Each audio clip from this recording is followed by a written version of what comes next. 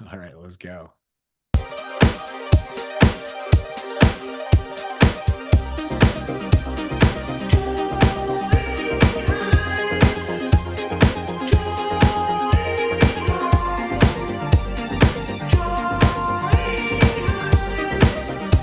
Welcome to Drawing Hive. For anybody coming in early and immediately leaving, don't worry. Cassandra is going to be here. She will be Yeah. here. Yeah. Hi, everybody. She's here. All right. Perfect. Saved by the bell. Oh my God. Slid right in. What were we Everybody gonna that came do? in left when they saw you weren't here. We were sweating bullets. Sorry, I cut it real close tonight. Welcome is to great. Drawing Hive, or otherwise referred to as Cassandra's room. Yeah. Drawing with Cassandra. All right, so you see the big visual arts passage sign there. Just a reminder, Drawing Hive comes from Visual Arts Passage. We're the ones that deliver it. Drawing Hive is on its, God, we're almost to 230, aren't we? This is 2:30. Oh, oh Wow. my gosh, 230 episodes. And we did this because our students at Visual Arts Passage couldn't get to into live drawing events. None of our instructors could, none of our students could. So we found a way to start drawing during COVID. And 230 plus Thursdays later, we're still doing it. And I'm glad we're doing it. It's been healthy for me. It's been healthy for a lot of our students. And just a reminder, we create mentorships, or we deliver mentorships that help people develop careers in illustration, viz dev now, and as fine artists in the gallery world. And we have some incredible instructors that highly professional people that help people learn to do it the way that they do it. So check us out if you haven't before. Tonight, in the Christmas spirit, I was trying to think of something cute to say, maybe, I won't say it. I was going to mention something about my theory on religion. Oh yeah, nice. Maybe we'll leave that to everyone's imagination. Yeah. So anyway,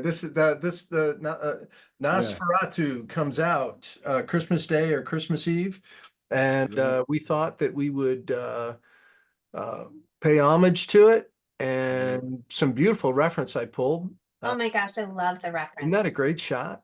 Beautiful. All of them are. They're all beautiful shots. This is one that I really would feel like I got to dig into, and I don't know. Beautiful. I hope people do a great job with it. Wonderful expression on this. I love the pose. I love the expression. Just so you know, there's a window just to the right. He's on a balcony. He's out like on the ledge. The rest of the shot. Emma Corrin here looks a little frightened. Tad. And then Willem Dafoe, who I've drawn a lot, and I'm going to draw again tonight. Oh my gosh. You put a cravat in there, so I have to paint it. Yeah. So we do 3 poses, 2 20-minute poses, and then a 40-minute pose. You can draw them all the references, or you can pick one and stick with it, whatever you want to do. We're ready to go, Timmy. So All right, yeah. whatever we have to do. Yep, you did everything really well tonight. We're gonna be posting art tonight to Instagram. We'll check it out at the end of the episode. If you want to be featured on the stream, it's hashtag Drawing Hive, hashtag Drawing Hive 230, and at Visual Arts Passage. I'll remind you throughout the night as we move on to each post to post your work. Please do it. It's very fun. It's my favorite part, and I want to see all the art. There's already some art up as well. Cassandra, John and I were talking before we went live. Do you know the story of the original Nosferatu, the 1922 version, and its copyright scandal? No, I don't. So it's wild because so Nosferatu was filmed when it was still within when Bram Stoker's Dracula was not in public domain. Oh.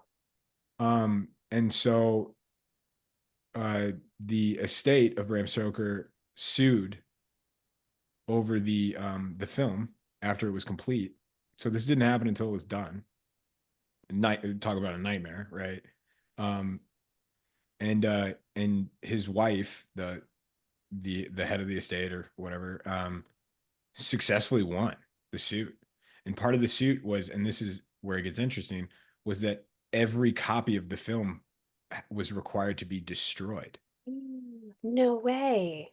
Yeah. So all the original copies of this film do not exist. Um, however, they had gone into distribution by the time the lawsuit occurred. So there were copies available, but there's like no original. The original film was destroyed. That's crazy. Yeah. Eating. Yeah. So it just felt, it wasn't 75 years yet. Yeah, it's interesting because it's one of those things where you understand the nuance of things because you're like, oh, stealing copyright, that sucks. I'm not a big fan of people doing that. But then you're like, well, I guess if you're gonna make the one of the best vampire movies of all time, That sets the standard for all. yeah, you're like, I guess we'll give you a pass, but then you don't know it until 100 years later anyway. Right. You know? Well, like they should have asked permission. They should have figured that out. But I mean, Yeah. I guess like They would have been what told was- no, though. That's the other, you know what I yeah. mean? Well, can't they They would have change been the told names of the no, or stories a bit? the idea is, I think they would have been told no, or they would have been given like parameters that would make it like untenable, right? Or like not palatable. Because it is a far cry from like the original like Dracula, you know what I mean? Mm-hmm. Mm-hmm. I Hey, haven't Adam. Hey everybody. Hi, you're supposed to be teaching, I thought. I Well, finished. that was Scott. That was Scott. I'm sorry. Right. No, Scott had a deadline, or one of us was doing something, but no, I actually I got to sneak out a little early tonight. Woohoo. Awesome. Man, thanks for joining us. I am very happy to get to do it. I've missed you guys. So too. tonight's panel, we have John, co-founder of VAP, also amazing illustrator and painter.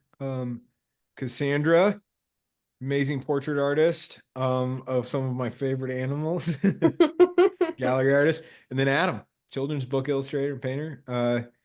Hit us with questions if you're in the audience. I'm going to open up the chat on Zoom outside of Discord while we open up for questions and stuff. What's everybody working with tonight? Any new materials or anything exciting? Somebody else can go first. I'm gonna blow dry. Oh, I'm still looking at what's around me to see what I'm working with tonight.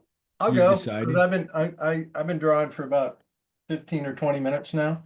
I am drawing on first of all, I'm working on a piece of masonite that's been sealed front, back, and all sides with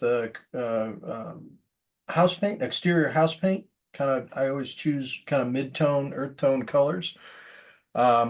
And I'm drawing just with one pastel right now, if you can see that, that's a Sennelier.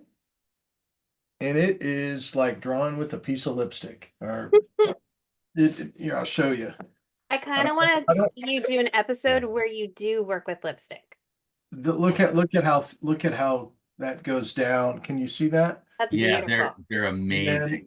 And Yeah. then look at what I can do to it. I have that piece of paper there because I don't want to put my hand on top of this at certain areas because it will just smudge like crazy. And I'm going to totally destroy it later on, but I want to get my drawing. I just felt like drawing it with this because first of all, it's a good exercise. And second of all, I can kind of turn it into paint real easy. Adam, are you doing anything fun tonight with your materials? So far, I just started work with my trusty lead holder with some Krita color narrow soft lead in it, which is like a very matte black graphite. And then I don't know, I've got wash and water soluble graphite and watercolors and other things just around me. So Adam's liable to use anything. that's right. You know, I've been because it's been a long semester, and so like for the longest time, I'm either chasing a deadline or like doing classroom demos. And a lot of times when in the undergrad level, when you're doing classroom demos, you're sort of trying to show people like the right way to use things. Right. And so I'm kind of looking forward to not having to do that. Yay. Hey, I was thinking about this, Adam. Adam, were you in the year of the academy that my dad had Montalvo pull that trick on Chris Payne? No. Have you met Before you tell Montalvo a story, before? be sure to contextualize everybody in it. Well, It's a lot of people.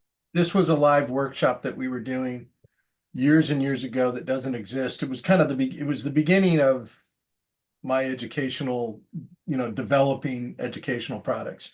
And it's something my father and I did together. We founded, and we had great instructors, and I've had great students, Adam being one of them and Cassandra being one of them, that have attended. And this particular year, Chris Payne was he was always one of the instructors. We'd always have 8 to 10 instructors join my dad and I, and Chris did it all 20 plus years. And Chris was a student. Chris is a superstar illustrator now, CF Payne, and inducted into the Hall of Fame at the Society of Illustrators. And he had his first technique that was very similar. He kind of took something that my father did and changed it, manipulated it, made it a little bit more personal for himself. But it was a very similar. It was like a acrylic underpainting, oil wash, lift out, and go back in with Prismacolor pencils and a little bit of paint, either acrylic or oil. And this year we had a student from Brazil named Montalvo Machado, who's still a very good friend of mine, a great artist himself, has done all kinds of things. And he's been on here several times, and wants to do it again. I just recently spoke with him. But he had very broken English, and my father thought it would be really funny to kind of tease Chris about the demo. He was doing a process demo on how to use the materials that he uses. And so, Adam, I thought you would get a real kick out of this. Mm-hmm. Chris started his demo, and at like 5 minutes into it, he's working, he's doing his drawing, then he's explaining what he's going to do. And my dad put Montalvo standing up to him and saying, "Oh, you're just going to do that Mark English technique?" He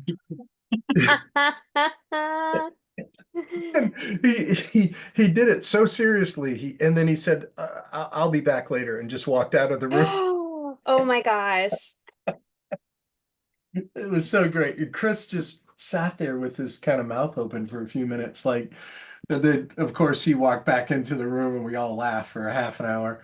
How hard was your dad laughing? Oh, he was dying. He was just crying. I have an I Kinda interview. nasty see of my dad to Montalvo put being somebody like up- super straight with it too. Yeah. Yeah, it was kind of nasty of my dad to put Montalvo up to that, because at the time it was kind of like Montalvo's hero. Also, like part of a rite of passage of Illustration Academy in general was just like pranking. There was always pranks going on at all times. That was part of it. Yeah. was my least favorite part of it. Yeah. Timmy always had to fix it. I always had to fix the massive problem that occurred because of the prank. Yeah. They were like, "Man, that was fun." And you're like, yeah, Yeah, guys, it was really fun. real fun. was super fun. That was really, and it usually ended, that was fun, George. Yeah, yeah, George. George. Yeah, when nobody laughs at your joke as much as you do. Yeah. So you're like the Yeah, Michael Scott of it. yeah, that's kind of yeah, 100%. Yeah, it's funny. So I have a question about copyright related to Nosferatu. I don't think anybody's going to know the answer to this, but one of the things that's interesting is like, when does it officially take place, right? Like, not like what constitutes it and what doesn't, but when they made the film, because I was looking at, so Nosferatu just came part of the public domain very recently, 2019, right? So Mhm. do you so obviously Eggers, who made the director of the film and all the product, like whatever, everybody involved in this film was incentivized to wait, right? Hmm. And so I wonder though if there was any pre-production that occurred before 2019, or if everything waited. Huh. Well, there had to be pre-production. It's I don't know. 75 I mean, it's years after the writer's or the author's death, right? well, yeah, no, I mean, I understand like when it happens, but I'm saying What, I how wonder did when this became like a target for producers and stuff. As like, ooh, that's coming into the, that there are people keeping track of that stuff where they're like, oh, this Yeah. asset's going to become part of the public domain. Like the Winnie the Pooh horror movie that was I made. I was just gonna say, like, what they were doing is they were waiting for everyone to get distracted by Winnie the Pooh. Well, like, They're like, we strike yeah, at midnight. but Well, it's like kind of also surprising that this is that it's a full, almost 6 years later that like a big production one comes out, right? Well, isn't this the second Nosferatu movie? Like there was two like coming out. There was one just a couple months ago that came out too. So okay, that's interesting. It certainly was not as talked about. I think that I get my Nosferatu notifications fairly often. Let Yeah, me I think in late September, early October, there was another Oh, Nosferatu. really? Yeah. really? see. Yeah, you're right. There was, and it looks like very, very bad and cheap. I'm looking at it right now. Yeah, because my question was, I was thinking, like, obviously, like first to market, there's an advantage to that, right? Like, if Eggers is coming out in 2024, it makes sense. Like, okay, well, let's do our Nosferatu in 2023, right? Mm-hmm. I don't know. Everything takes years. Yeah, exactly. There was a couple of years back, there was a whole bunch of Disney stuff that people were waiting on. Um, well, it was Mickey Mouse, right?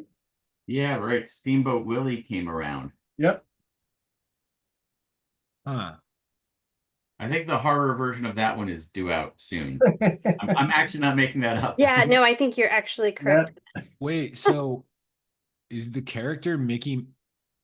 How does that work? There's several variations of it. If you've noticed that every couple years, Mickey Mouse gets a new update with yep. his look. Okay.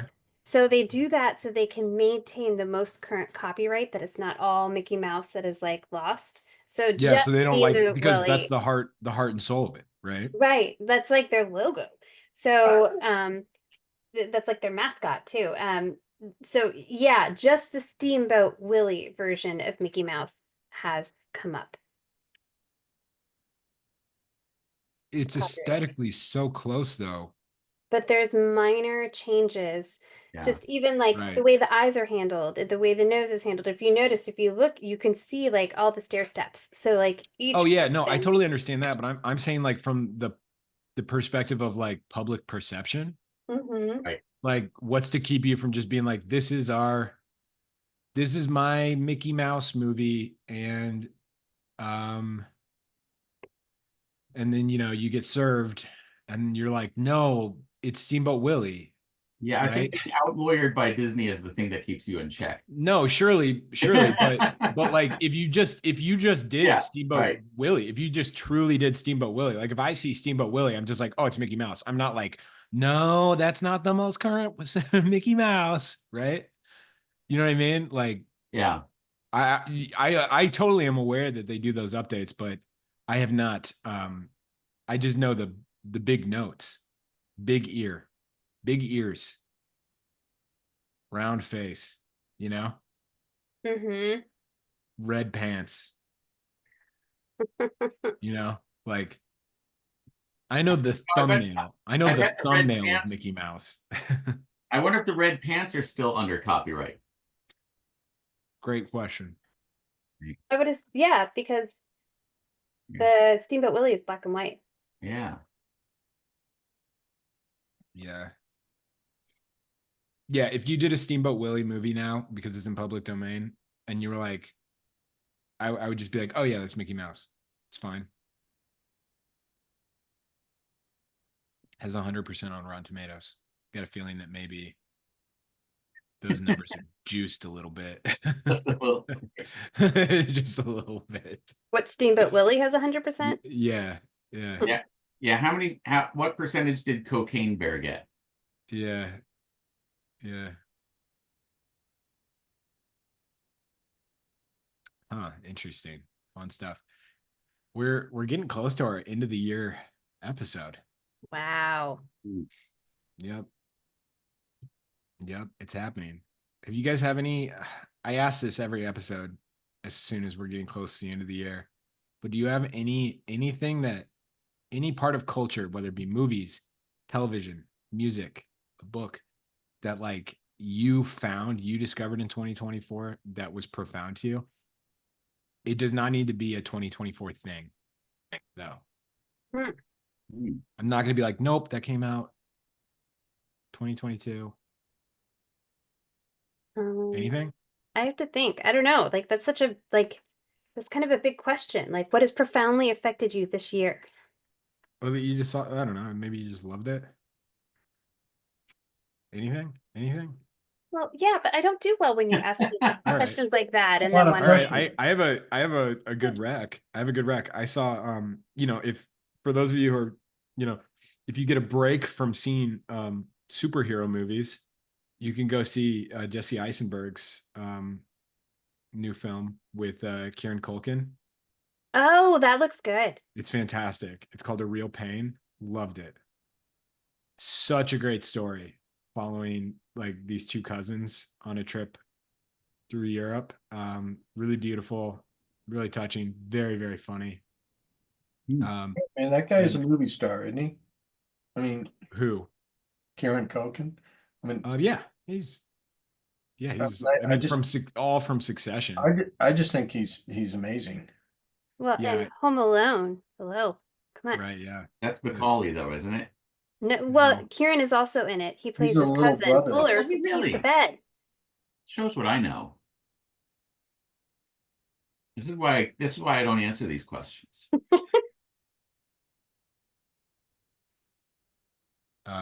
No, so I recommend that. I have to think. Like, there's been so many wonderful things. Like, there's a Okay. ton. And the minute we finish this, then they rush my You'll start to brain. realize them? Like, Okay. there's just so much. It's hard to narrow it down and think of one. The other day made me think of something to reread. I haven't done it yet, but I will. Listening to David Casson talk, he talked about the book, The Art Spirit. Any of you in the audience Who is that haven't David? read- Who is David Casson? Oh, he's this Just a little dabbling with some paints. guy who paints a little bit. No, Really, but really, who is he? he's a representational painter, Figurative. figurative American representational painter that I was very fortunate to have as a student for one summer at the academy. And I just did a talk with him this last weekend, and it was incredible. amazing what he's done and how much success he's had, and he did just a fantastic talk. And when you're saying talk, he was a guest speaker for He's a the guest speaker in our mentorship program. We'll get him on here sometime. He was very interested in doing this. Oh, that's Ooh, oh, yeah. man, I want to see him do more drawing. He's so good. He's He- so modest. Like he was just casually talking about how like a show he did because he did this amazing series that's ever going of painting survivors from the Holocaust. And he's casually like, yeah, and like Spielberg like was a part of, it was through his museum. So he was there and I got to meet Steven Spielberg and it's just like you just casually said I met Steven Spielberg and just and then just moved on. And I was like, that's amazing. And that work is just, oh my gosh, it's so moving and so thoughtfully created and beautifully done, meticulous eye to detail. I loved hearing him talk about how inspired he was by all those people that he did portraits of. it really got me, because some of it is really highly polished, and it's high finished work, but it's not photo representational. And it has, you look at that stuff up close. Some of these are really large. It's always life's, at least, well, he paints almost all his figures are life size. That's his wife, actually, a portrait of Shayna Levinson. That's his I aunt. I love that portrait. Mm-hmm. Anyway, he was, That was my favorite. Look at those hands. Oh, wow. and he brought up the Robert Henry book, The Art Spirit. If you haven't read it, read it. And even if you don't agree with it, I don't agree with some of it artistically, but man, it's so moving, and it makes you want to make art. Hmm.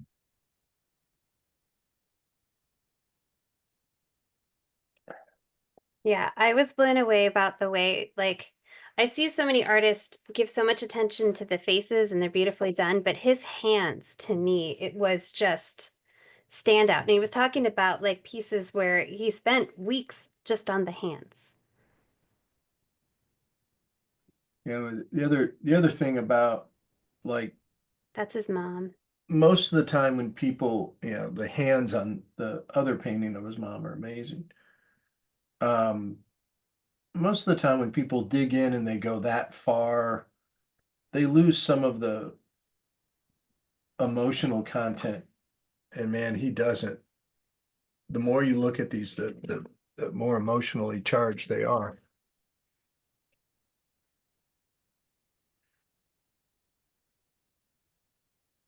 Why do you think that is, that they lose something often? Well, I Like think not when, obviously we're not talking about David, just for clarity. But when somebody does go in too deep, why does that happen? it becomes photographic. It becomes it's just, Technical.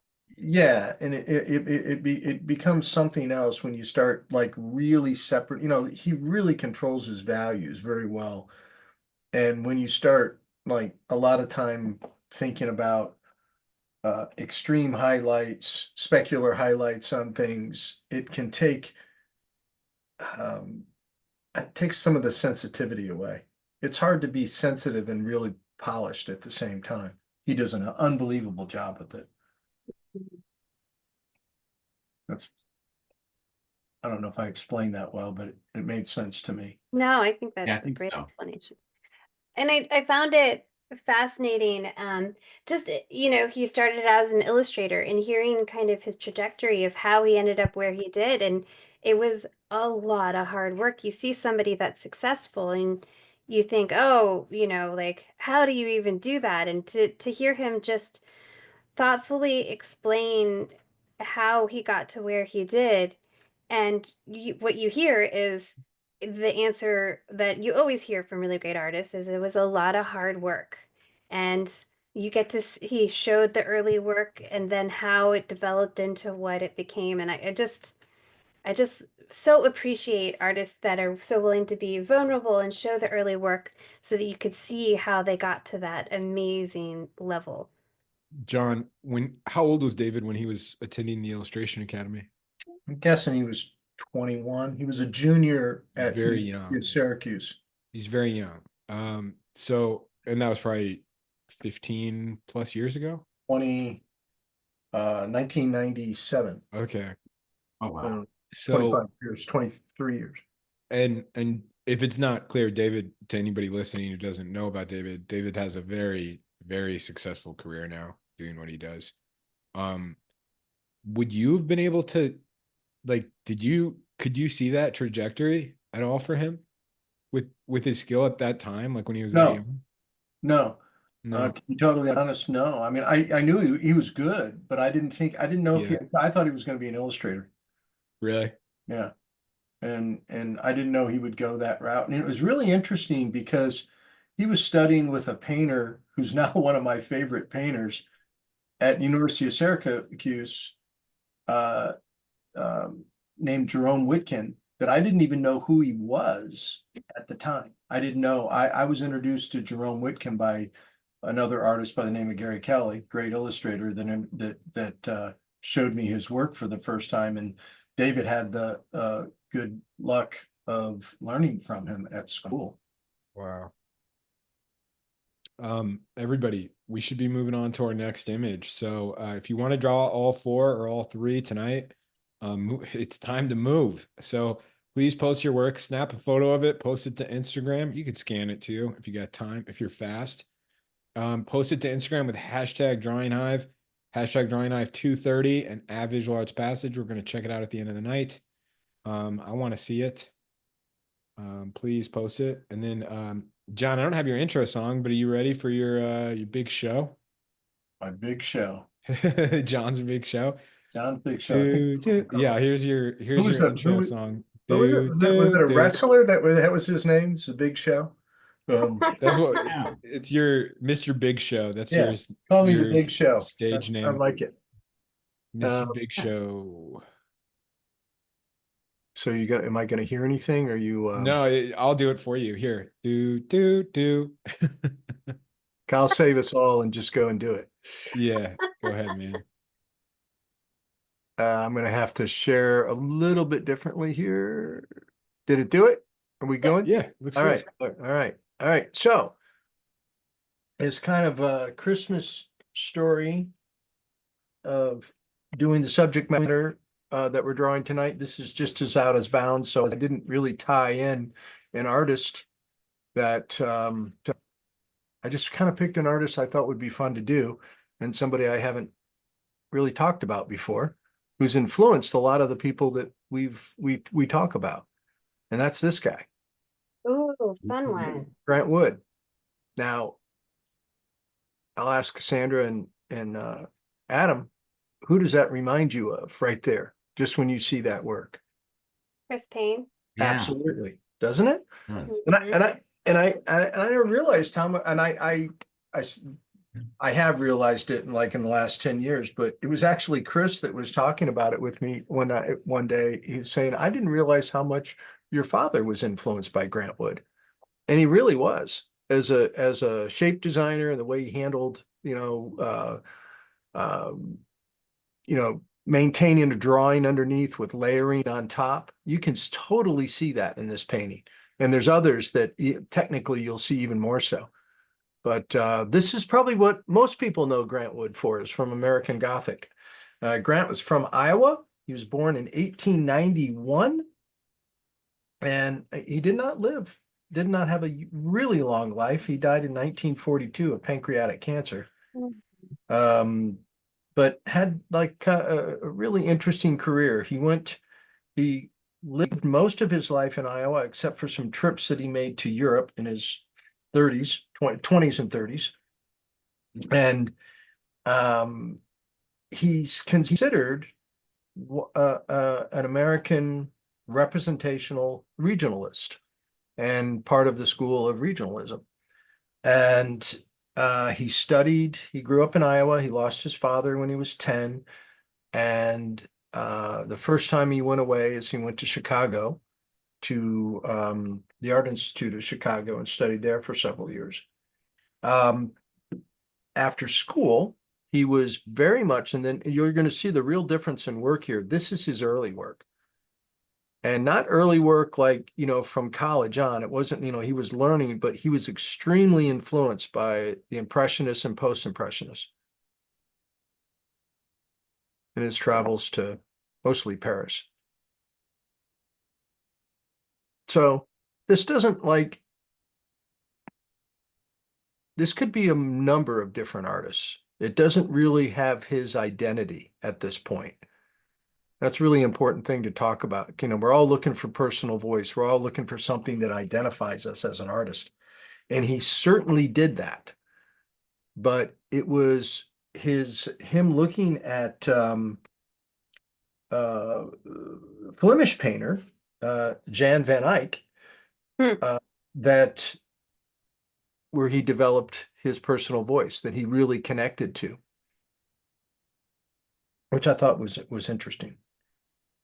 A good one to look at. Yeah, and these are all really nice paintings, but if I saw this, I wouldn't say Grant Wood, right? No, no. It's like it's really interesting when we talk about at school, especially in our portfolio class and in our, our advanced painters that we're teaching. It's like you need a body of work that looks like you made it. And that's so important for an artist to identify him that self that way. When you go to Cassandra's website or Adam's website, there's no doubt they did all that work. It makes sense that they did all that work. And so this is him just kind of figuring out how to be an artist, how to do good. And this is really solid work. Beautiful. Some of this stuff's really gorgeous. You can start to see some of the design aspect of it pop in. Especially things like this, where he's really considering, and then it starts to kind of work his way into what we know him as. I like this landscape a lot. Oh, that's lovely. Beautiful. It's not, I say that because, landscape can be very average if it wasn't, for an artist's interpretation of a really interesting composition.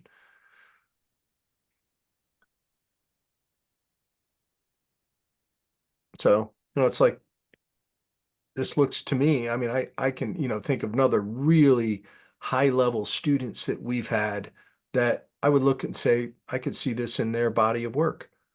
It just doesn't say Grant Wood yet. This is what I'm talking about of like, it's impressionistic work, but man, there's great consideration and great liberties taken with design in this piece. And you start to see little bits of things happen like that in people's work. And then all of a sudden, he starts doing things like this. Yeah. Yeah. And the voice starts coming out. And this is the one. He did this before, I think it was before American Gothic. And I just think, wow, that's him. Yeah. And it's how it's like just how he sees things, how he's handling the landscape, putting her in the landscape behind it, how the landscape's handled. Look at this. This is a killer landscape. Oh, yeah, that's cool. Yeah, that's I love it. Written yeah. down at the bottom, sketch. Yeah. But look at him taking control of the objects and redesigning them, the shapes of them. Now that's Grant Wood. Yep. Yeah. And that's what made Grant Wood. That's a self-portrait. Just looks like a study for that painting. But look at him really designing these things. That's so Yeah, those are fabulous. the You can see- roundness of those trees.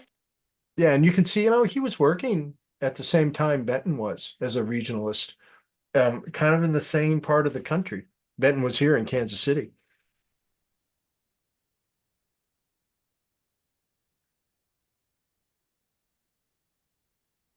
This is kind of an interesting little group of out there, really fun. This makes me think of Miriam. Yeah. Yeah. He was a teacher. He taught at the University of Iowa. And he also did etchings, as lithographs, excuse me.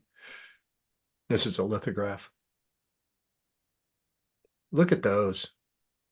Wow. But I mean, is that Chris Payne or what? Yeah. Reminds me of Look, Ted you Kinsella too. Yeah, but yeah, I agree. But a part of it is you can tell just material wise, that's like a drawing, an established drawing with layers of washes or some kind of transparency built up on the color and tone. Reminds me of Gerard Dubois too. Yeah. Mhm. This one especially. Look at the draw. I mean that just looks like a pencil drawing underneath with glazes on top of it. Yeah. Yeah. I mean, it doesn't look like it. I guarantee you it is. Yeah. And even if he did it with Conti crayon or, moved it around with paint a little bit, it's still he's doing a drawing and he's maintaining that drawing all the way through. That's really cool. Some more Wow. Oh, wow. of the lithographs. Oh. That's so him right there. Mm.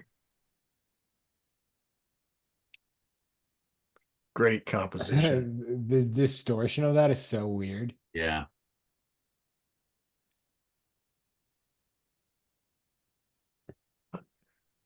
I was telling my sister today that I said, I've been doing these like little educational talks on our drawing nights, and it's like it's been so good for me to like, I've probably seen 10 or 15 or 10 of Grant Wood's images that I remember that I can say, oh yeah, I remember seeing that before.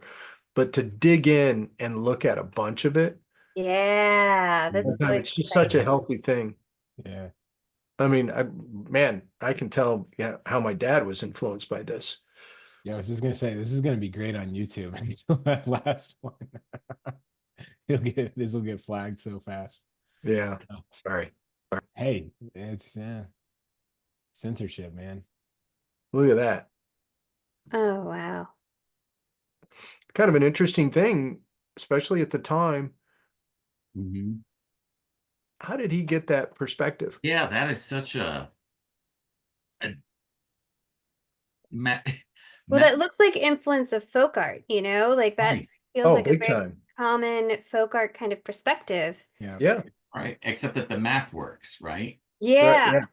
That's so hard. Yeah. With folk art, the perspective is usually really flattened because they didn't understand it. He really understood it. But to look at folk art and then be like, I like that, and then I'm gonna take it to this. Right. Yeah. That's so Absolutely. cool.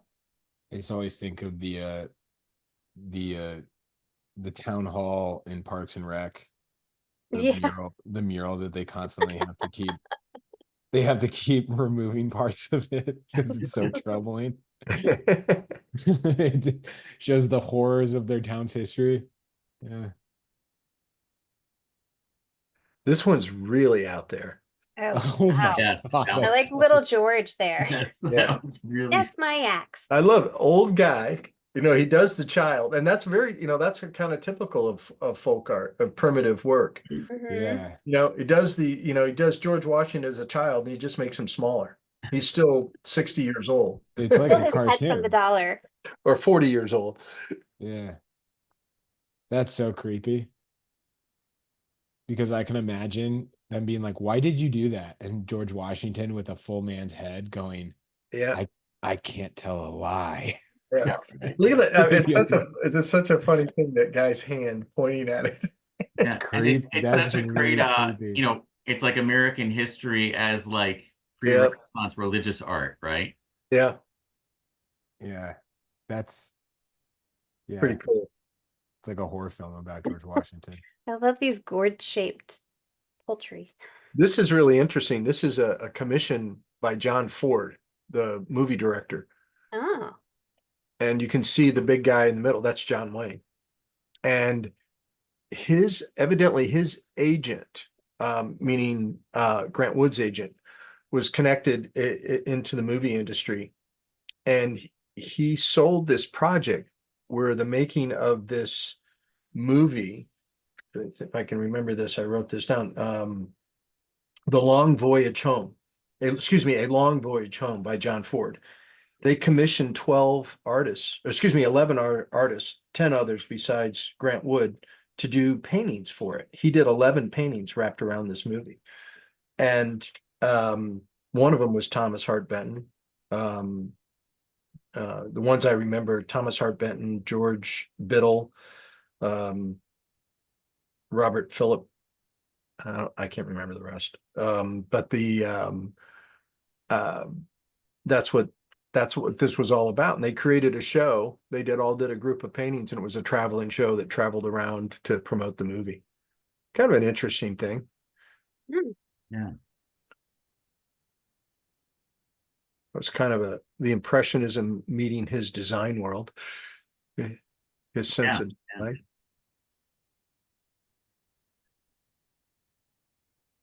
But this is so him.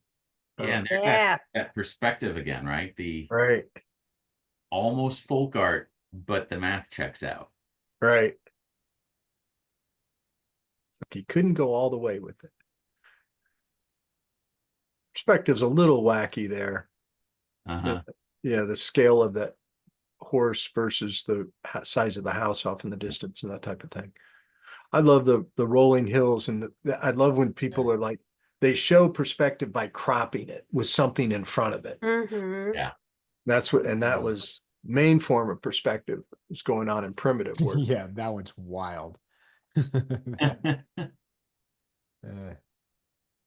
Crazy. That's fun. This is my favorite landscape of his. I love this thing. Oh, wow. Yeah. Isn't that gorgeous? Wow. Truly is. Okay, there's a couple of photos. Doesn't he look like the happiest, nicest guy in the world? Right. Is that code for he wasn't? Sure. Oh, he was a nice, everyone thought he was a nice guy. I wasn't sure if that was like He set up, like, he and then definitely we had his- found out. He definitely had his battles. I won't get I was into gonna say the delivery of that and the way he looks, I would say no, he does not. Yeah. Yeah.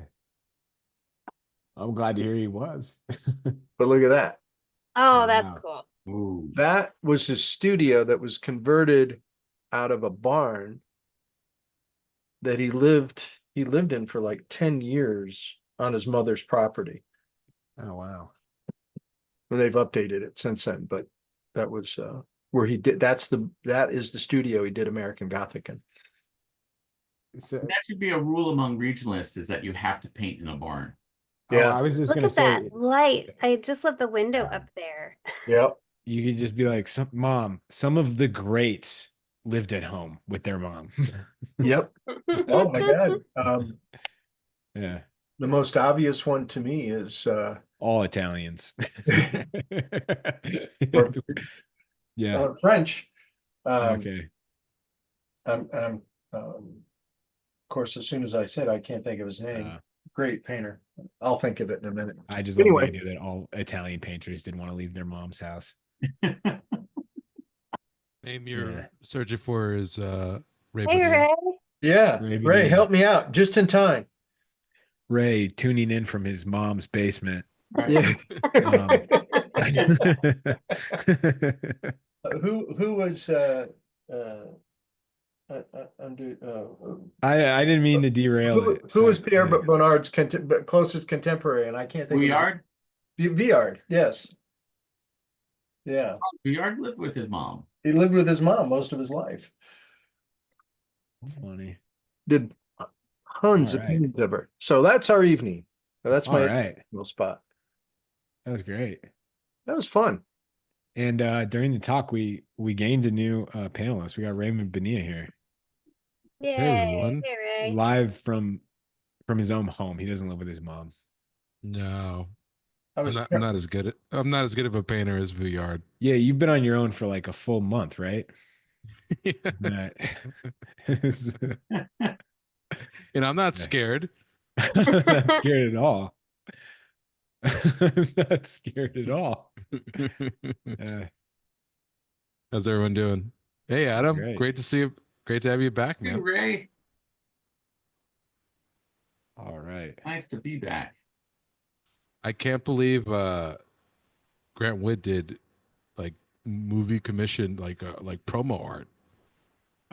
There was- Ray, I'm actually glad you're here because John showed you showed the commission that featured John Ford in it, right? Yeah, yeah, I saw Yeah. that. Yeah, that's And wild. I was gonna say that it's a fictional scene from a movie about fictional people, but The Fablemans, have you ever seen that? Yeah. The scene with John Ford where Yes, like, yes. when the horizons he's like, what do Uh-huh. you like about that? What's good Oh, about yeah, that? yeah. What he's like referring to a painting, and he is talking to a young kid that wants to be a filmmaker. And he's like, when the horizon's at the bottom, it's interesting. When it's at the horizon's at the top, it's interesting. When it's in the middle, it's boring. Right. We talked about that last night, didn't we, Ray? Yeah. Yep. Oh, did you Yep. really? Yes, we Yeah. did. Exact Wasn't words. it- Wasn't the kid's character supposed to be Steven Spielberg? Yep. Based Right. on him, but it's not Yeah, him. I didn't know It's loosely Spielberg based on studied his with habit. Ford. What? I didn't know Steven Spielberg studied with John Ford. He didn't study with him. He just got to he just had an opportunity to talk to him. Oh, Yeah. nice. Okay. I only saw part of the film. It was one of those movies where I walked in, I was like, this is dumb. And then I stood there for like 20 minutes watching it I watched it. while another person was watching it. You know what I mean? I Yeah. thought you snuck into the movie theater and was like, No, no, no, no. Like what's somebody this?" else, somebody else was watching it. And I was like, this is, I don't like fictional movies about real people. And then I stood there for too Judging long. those watching it. No, I stood there and was like, oh, that scene was nice. I didn't say that to anybody. That was like the opening 5 minutes. Oh, That's the Okay. very, very beginning of the movie. yeah, They didn't like turn into a Hong Kong action flick, right? That's what I read. Mm-hmm. yeah, And then there was a car scene and they leapt out of the car and hugged in air. It was amazing. yeah. See? Not this week has been an interesting week because Christopher the model has walked to Kansas City and arrived. Oh. Yeah. And so we've been catching up. Wow. He has walked. I was gonna have him on this episode, but he was like, I'm actually gonna go catch up with some people. And I was like, okay, you don't care about the people who brought you to where you are. Fortune. He was Yeah, like, people- "No, I'm sorry. I didn't. You know, my trip was about talking to interesting people." Yeah. Yeah. Yeah, it seems to be the case. Yeah. He's averaging 24 miles a day. Wow. He's walking across America. He asked me if I would meet him 8 miles away from my house and walk to my house. I said no. Yeah. I said no, I don't see the point of that. I don't want to experience the world around me even slower than I I love I would have done it in a heartbeat. I love No, it. I drove Gianna. I drove Gianna to him and she walked with him. I was like, no, thank you. I will not be walking with you. And he was like, it's not gonna be that hard on your body. And I was like, no, I'm an elite. I have elite muscle mass. I'm fine. I have an athletic build. I'm not worried about your little walking. No, no, but what was I? Oh, we've been revisiting some movies. We love watching movies together. And our gripe lately has been um fictionalization for just the sake of fictionalization in like stories about real people Hmm. that doesn't really contribute to the story in a meaningful way, but creates like a salacious event that like didn't really occur. Right. And it feels like it's becoming more common. I don't know that that's Meet the Fablemans. I don't think that really happened in that. Well, I got to respect that one because they didn't name the main character Steven Spielberg. No, and Yeah. I thought it was actually very like a very quiet movie and very like Yeah. focused on personal events. There was nothing. It But it's never like felt. but it's like really easy. Like if you Google it, like the main character, it says like fictional character. You know what I mean? And so you're like, oh, well, all of these scenes are fictionalized, and that's great. You know? And you say it's loosely based on Steven Spielberg's life, and I'm like, okay, I like that. Our example was a movie that I really loved, the Saturday Night film, the night about the first episode of Oh, I SNL. was curious about that. Really Was it great. good? Oh yeah, it was really well done. They did several things though that like I was like, oh, this is childish and silly that they did it this way, which was they created probably the most memorable scenes, and they're memorable because they're really upsetting and disturbing. Um, the most memorable scenes from the film are completely made up, never occurred, and the people that are involved in them were nowhere near New York City when it happened. Okay, well that's a bummer. Yeah, I Why? didn't know you were And you're referencing just like, that. why? No, you're And right. Why and do it that? and it kind of slanders the people involved, and you're like, why did you do that? That doesn't. And you're like, really? Okay, but I did love the movie overall. I thought what they did to John Belushi's character was pretty lame. They just gave him no personality. They they could have been played by a dog. They just had him Oh, growl. well, it's a bummer because he's all Oh, personality. They just had him growl the whole movie. Like he that was like him. Like he was just a rage machine. oh, wonderful! One of the people that Yeah. basically created Yeah. SNL, one of the But founding. but I love but I still these are very small notes for a movie that I loved. I really did love it. Yeah. But I'm kind of biased because I think SNL is probably the most important show to me ever. Like by a mile. Like when I That's grew up. Like yeah, by that definitely yeah. that is like textbook. I never saw The Simpsons when I was a kid. Response. Oh yeah. Yeah, I just didn't know it was out there. Right. It's like a kid that can't That was is like a not sneak not attack. allowed. It's like a Gen Z kid not allowed to download TikTok. They're like I mean, Instagram's awesome. that's interesting that you say that, Timmy, because I think of SNL because I think it's affected so many generations. I mean, SNL, I think of, when I was in high school, it was just coming out. And Yeah. and it was hugely impactful on, you know, Yeah, I don't think it is anymore, but it but it it but certainly you gets people see the highlight reels, but when I was in high school, I was not a loser. and and it was a big deal for me to decide whether or not to go out and go to like a house party or stay in because I wanted to see SNL. yeah, absolutely. Yeah.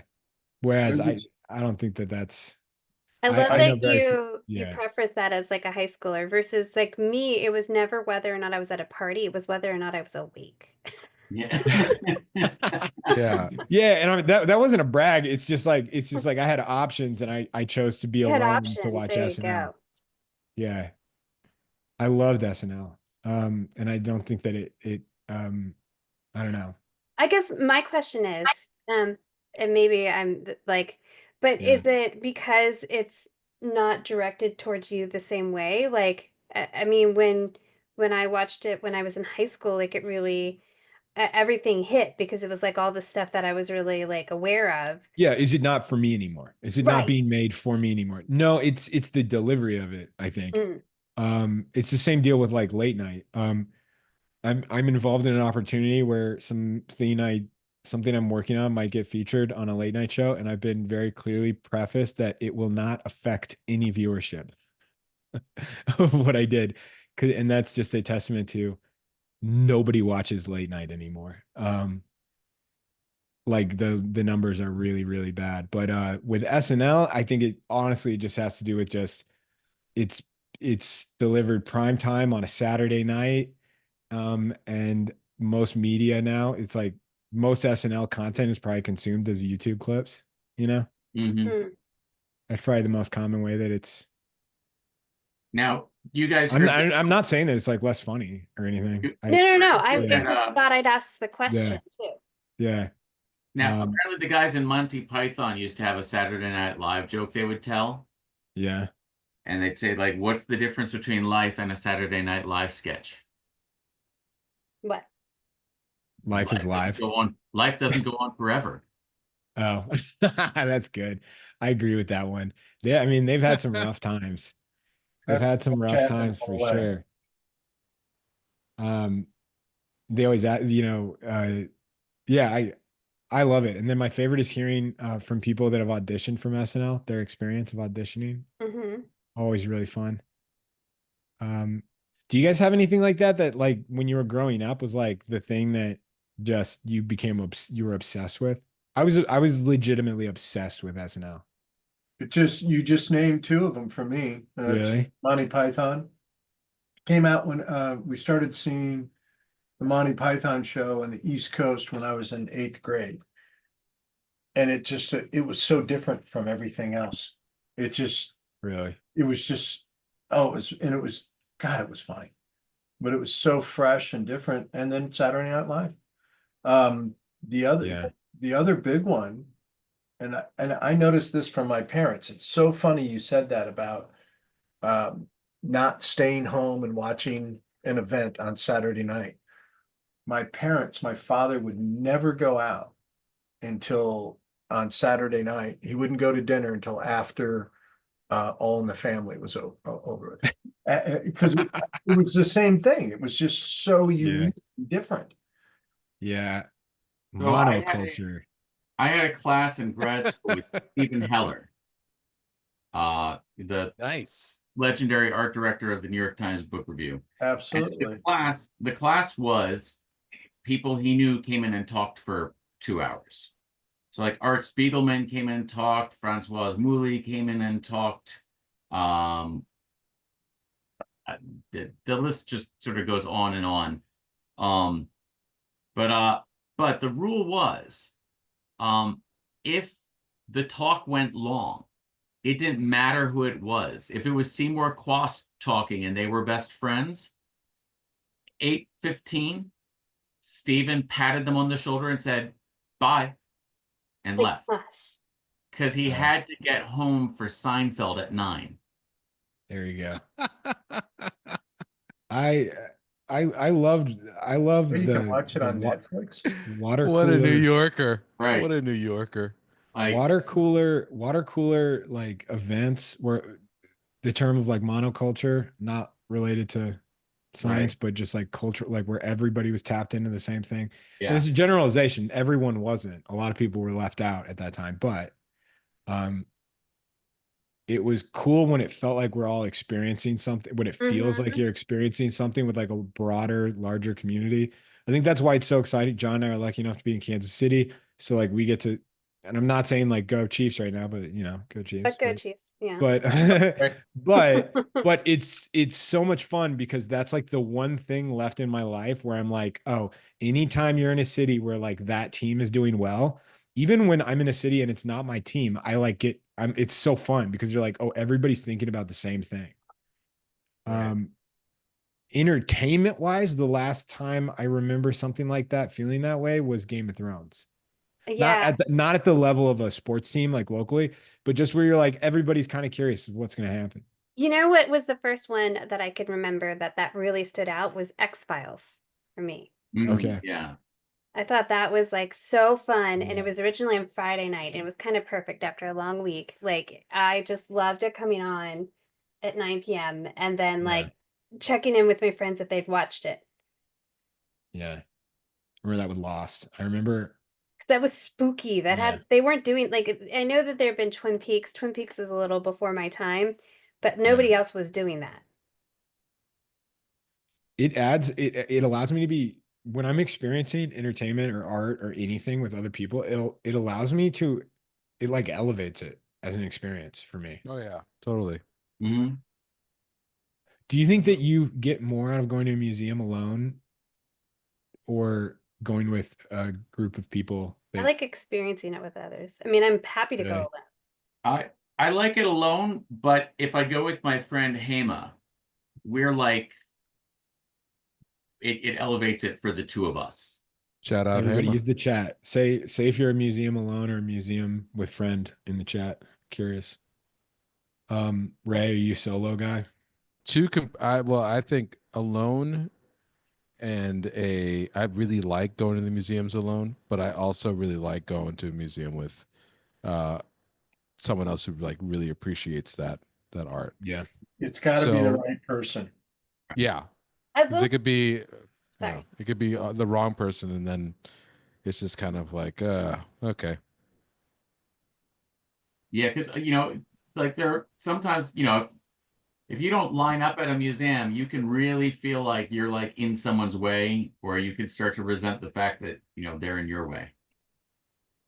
right. Yeah. But I have two artist friends in particular that I just really enjoy when we go to museums together. Like, and they're the few people that I can just walk through everything at the same pace as them and pause at the same times and separate and come back together and exchange notes. And I went to see this Kathy Kolvitz show recently of all her drawings and Oh, I'm studies. jealous you got to that. I And I almost did her tonight. That was my uh, second choice. I'll do that soon. Say who you're talking about real quick, Adam. Brief. Kathy Yeah. Kolvitz. She was a German expressionist printmaker, but much more. She's grouped with them, but she's like a German expressionist the way Degas is an impressionist. Mm-hmm. She's got a lot in common with them, but then she also has a lot in common with like sort of like older, precise craft of image making too. Everybody real quick, let's move on to our third and final. This is the long pose. I mean, you could do whatever you want, but if you're trying to stay on time, I would post your second image. It's hashtag drawing hive 230, hashtag drawing hive and visual arts passage. Post it now, and we're gonna check it out at the end of the night. Adam, sorry, I didn't mean to cut you off. No, that's okay.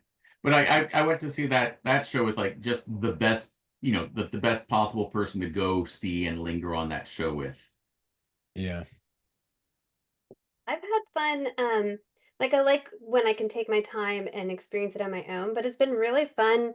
And I'm such a mom for saying this, for bringing my kids and seeing how they interact with things. Like I think that they see different things than I would, and they have a completely different perspective. That's fun to experience. Yeah. Oh, totally. I've been to a museum with Cassandra before.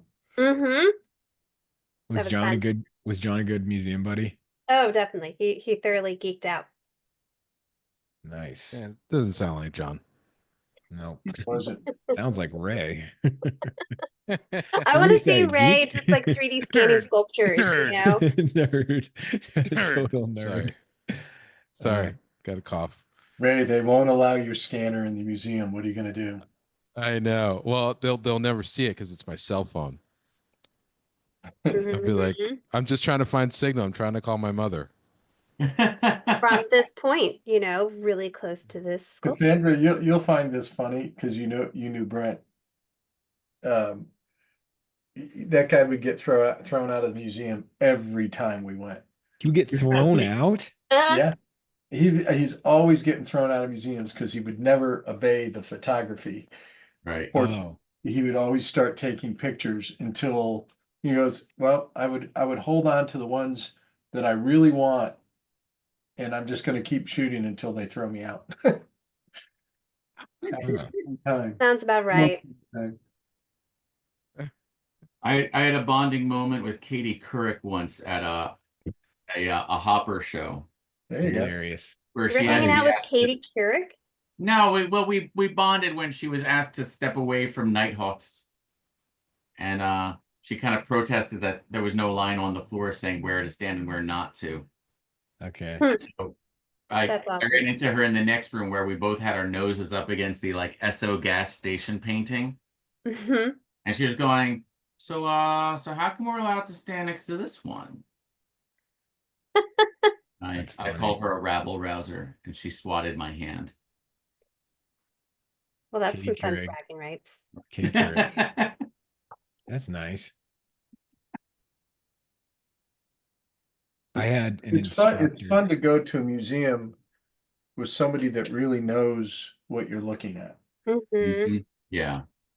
I had an instructor in college. This is just because you name dropped Katie Couric, and and like a funny kind of exchange, and it reminds me of it. I haven't thought about it since he told me the story. But when I was in college, the Dalai Lama spoke at our university. And so there was a Top that, Adam. The Yeah. Dalai Lama. Did he swat your hand? no, this is funnier. So Okay. there are monks all over campus the whole week, just like everywhere, right? And this instructor at University of Portland, um, named Brian Doyle, was in the Child Center, which is where they did a lot of these presentations, and they had a room that was like a showroom for art. One time they did they would just like show random things there, and they were doing a photo series of soccer players. I saw a typewriter series where they had the typewriters of all these famous authors on display. Um, but he was just like looking at this new photo series, and a monk came in, and they just were chatting kind of quietly before the big talk that night that the Dalai Lama was gonna give. And Brian Doyle was like, "Man, I love soccer, but basketball is the best sport in the world. Like nobody holds a candle to it." And the monk really took offense to this, and they get into a heated argument about soccer versus basketball. And Brian Doyle, I agree with him. I'm like, yeah, he's giving all the points. He's like, the score per minute is better in basketball, like the pace of the game. He's just going to the mat on it. And he was a super persuasive and really passionate guy, right? Um, and it turns out he was arguing with the Dalai Lama. Wow. He just had no idea. Yeah, Probably Take that, refreshing for the Dalai Dalai Lama. Lama. yeah, yeah. Did he end up convincing him? No, I don't think so. I think that that's a uniquely American take. Oh, extremely. I was just curious because you were like, he's so convincing. And I'm like, well, did that mean he won No, over? no. You have to experience basketball to be enlightened. You have to play it. You have to learn it. No, I don't know. I don't have a Also, dog you in know that who fight. else is convincing? The Dalai Lama. Yeah, you're not wrong. You probably get he probably gets points for just walking away from that conversation still liking basketball.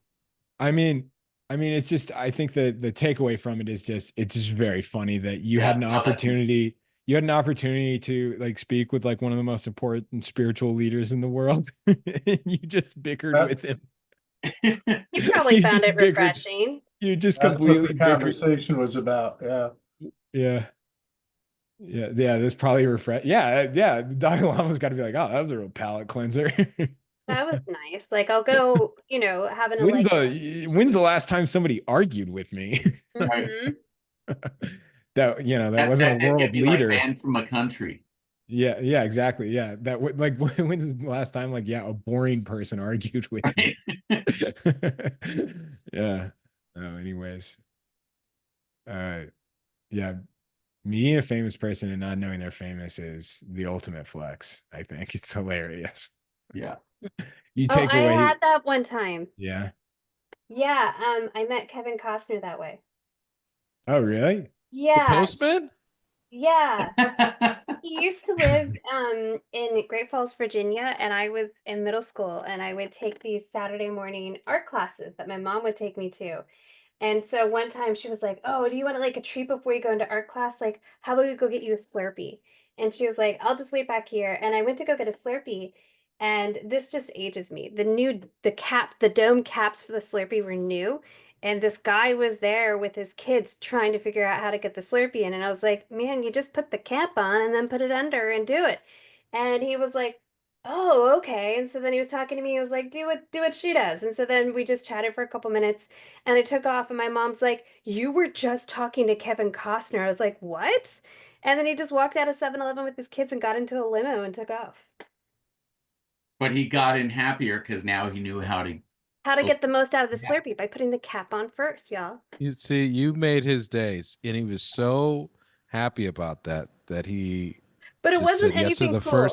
first script that passed his desk, and that script was Waterworld. So thanks, Cassandra. Right. On the other hand, at some point, Kevin Costner thinks of that day as being like a linchpin in his life, where like the day before that, he couldn't get the most out of a Slurpee. Some And 13-year-old he could. showed I him how think to you do it. actually changed his life more than he affected yours. Trajectory is different because of that Slurpee experience. Because then he got to like on set like show someone else up, and they were like, "Oh man, that's why he's the star. He knows how to do the Slurpee thing. We don't know this stuff." That's how random it gets. I don't think I've ran into anyone famous, to be honest with you, without knowing.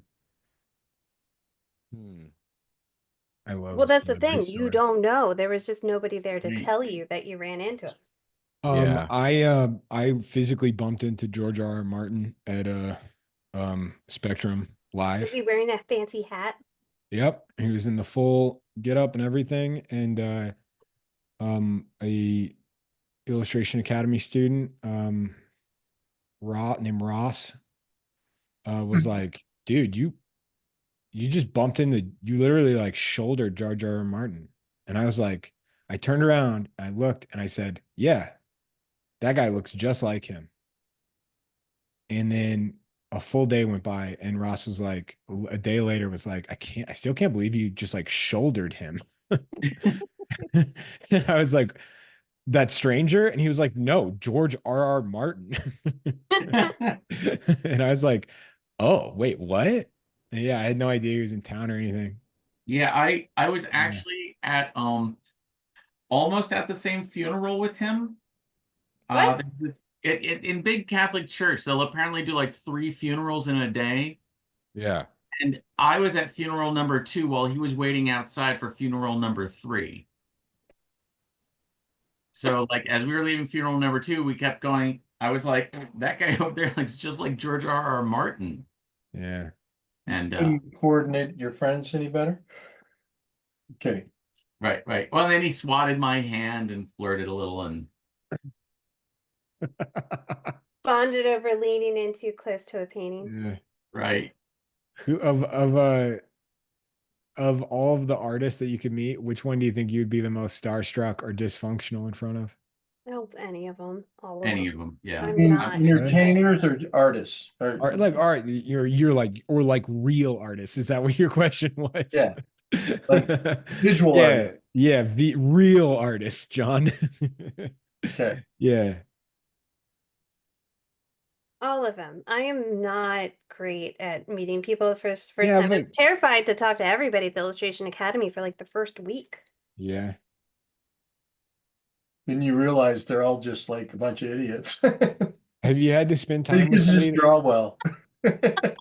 Right. It's to draw well. I mean, have you ever Is it- spent have you ever spent time with somebody like where you're like, okay, I'm gonna have to spend time with this person, or I'm gonna have to interact with this person, where you know like an incredible amount of information about them and they know nothing about you? Yes. Oh, all of Yeah. them. Yeah. Anytime I Yeah. meet them. Yeah. I ran into Milton Glacier in the elevator at Icon, and he was the keynote speaker. And Okay.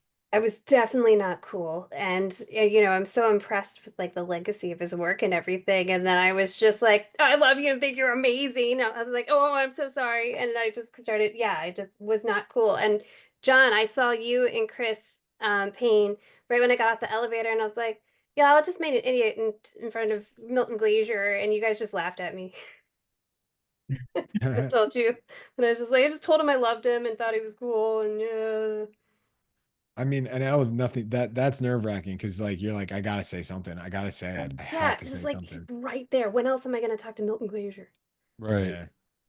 I had that experience with Walt Reed. You know who Walt Reed is? Yeah. Yeah. So I met him, and I Wait, no. Say who Walt so Reed is. Walt Reed is regarded as like was one of the expert. one of the greatest American illustration historians. I think probably I would say he was one of the forefathers of actually of that, right, John? I mean, I would think so.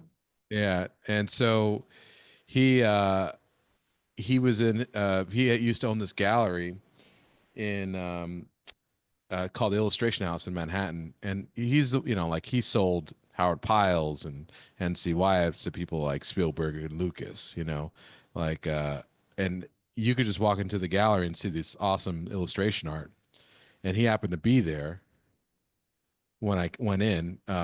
My friend Dennis Dietrich, who was the time president of the Society of Illustrators, randomly met him at a continuing ed course at SVA. That's the only reason why we met. But so I meet Walt Reed, and then I proceed to, like, I was obsessed with. I read the Illustrator in America, which is his book, front to back, and then back to front, then front to back, right? Yeah. So I just swallowed it, right?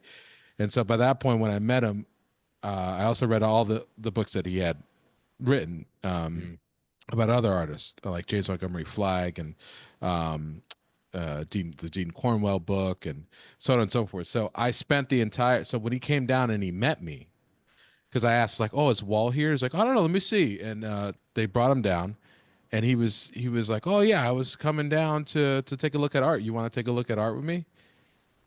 That just came in, and I was like, what? And so I spent the entire time quoting stories from, I would say, oh yeah, did you know this, right? From books that he had written. He goes, yeah, I did.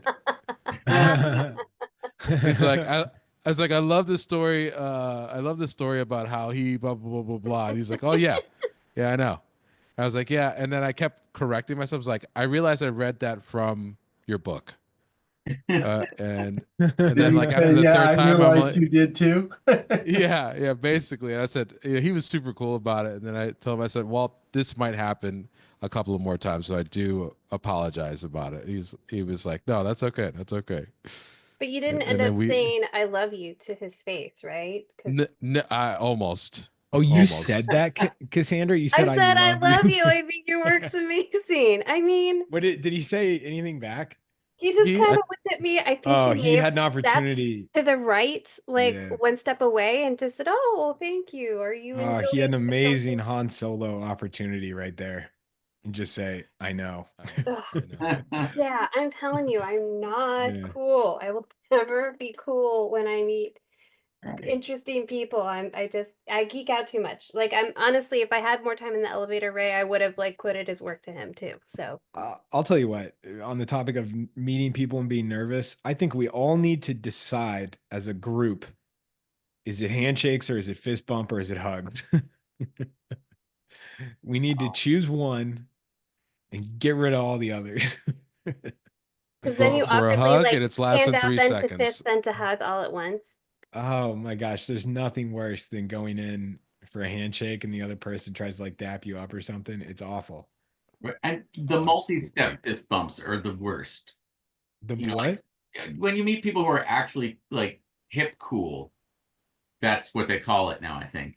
But What? they do like but I didn't even hear what fist bump handshake combination things. Yeah, I'm fine with that. I don't know how to do those. I was going for the wrong too many steps. Yeah, I just I need to got know you. how it starts.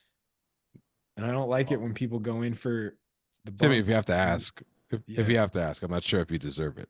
You know what I mean? You know what's hard? Have you guys been to Switzerland? Because in Switzerland, they come in for the kiss, and you think it's going to be like France, where it's like a kiss on each cheek. But no, they do a 3. They do a 1, 2, 3. And I got to tell you, Where's the third one? I Jeez. made it ridiculously awkward. I did it wrong every time. Do these people have jobs? I mean, don't they have to get someplace? But wait, Cassandra, is it cheek, cheek, cheek? Or Yeah. is it like cheek, cheek, forehead? No. Wouldn't it be weird to be cheek, cheek, lips? And you're like, I don't know you. No, it was cheek, cheek, cheek. And they were like, the nose. they're They like, keep turns out shopping at Holland, 7-Eleven. yeah, I Holland never got saw hit it coming. real hard during COVID. And I always got the bob wrong, so I ended up looking like a chicken, just moving my head back and forth, trying to figure out when it was done because I didn't know the count. Where was that? When I was visiting friends in Geneva, Switzerland, like Okay, they Switzerland. had a whole bunch of people come over, and then they were all greeting like that, and I was not prepared. I feel like there's a chance that they just made a phone call beforehand and decided that's what they were going to do. But I grew up with the cheese. Probably ask. Go ahead. We could probably ask. Well, we could probably ask. See if any of our Yes. fellow Hivers are from Switzerland. Because To clarify, I think we've discovered that if that had been the Illustration Academy, everyone would have like conferred beforehand and said that when Cassandra gets here, Yeah. I'll do 3 kisses. Yes. Wait, do you go right, left? Because that actually matters as well. I know. Because And if that's both what I people go can't right, remember. I'm not good directionally, so I could never remember which way was first. because if I was both like, people go right, that's a nightmare. yeah, that's what I did. I would do it wrong like that. You just wow. like that person just tried to kiss me. Yeah, it's kind of this is kind of stressful, actually. Yeah, that I would say Yeah. that. Yeah. Yeah. Someone said she is right, and it is ridiculous. It's I knew nice. Thank you. They just Thank you for messaged. confirming that because I was like, what Yeah. is going on? And I had just come from France. I was in Okay. France for a week and then I went to visit friends in Switzerland and I really got thrown off by that. I grew up with the cheek kiss, the like the Italian, kiss. I like it. It's cool. Yeah. Um, yeah, like the Tony Soprano heavy breathing. Just in Like how you between took in this between like really meets. really Yeah. nice thing and just slapped it with the stereotype, like a ham Well, steak it is. stereotype. It's literally like what every single member of my family looks like. in between meats. I mean, that show is like so incredibly perfect. It's Oh my wild. God. The only difference between that family and my family is just my family wasn't organized. Yeah, there was no organization. Could never And get that's it not off to the say ground. there was crime.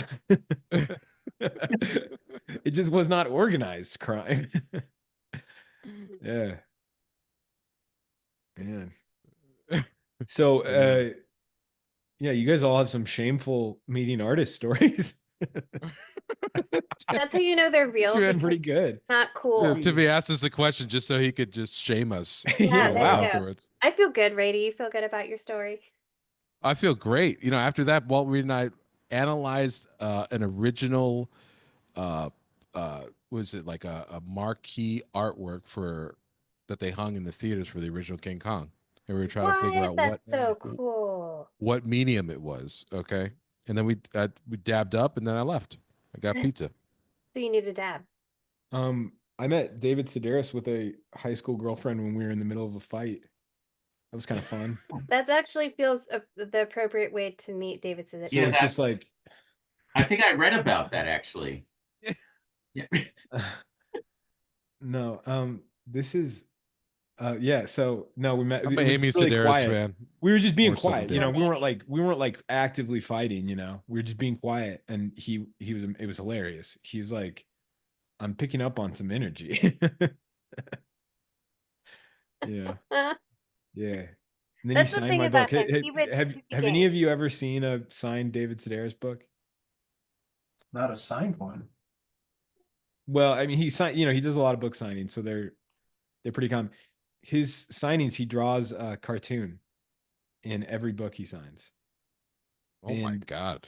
And they are, and obviously he regurgitates a lot of his best hits, but I could not repeat he signed 2 of my books, cannot repeat what they're drawings of. They're so inappropriate. It's insane. It is wild. If I just posted it to the internet, it would get him in trouble today. Yeah.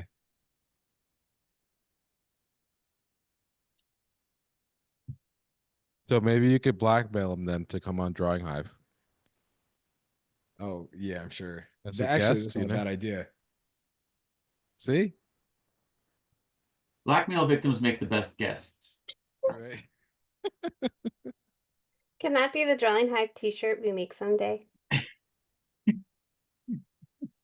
But Blackmail. David Sedaris, I know what you said. We're gonna bring on guests are coming back. Guests are coming back. I promise everybody. It's just been November was really hectic with the sale, but I am gonna work on new guests after the holidays. Next week, you're not getting anybody. Sorry. But I can see that there is somebody in the audience right now that I really want to come on as a panelist, I know. I and know. I don't think they're going to do it, but I want them to so badly. But yeah, we'll see. Can you say We'll who it see is? everybody. We don't want to well, call them out if they don't want to No, come. I don't want to. Yeah, I'm not going to. But You would. John, you'd be really excited. It'd be a big win. I adore Mhm. them. So Yeah. they're amazing. Um, wow, Ray, I'm gonna walk around the room. This is good stuff. Wow, Ray. Oh, that looks awesome. Yeah. this thing is So a Ray, mess, on but Christmas thank Day, you. you gonna get the whole fam together and go see Nosferatu? Seems like a real family Take, movie. take Huh? his Yeah. daughter. Yeah. Do probably like it. She's the creature of the unexpected. So, A great descriptor.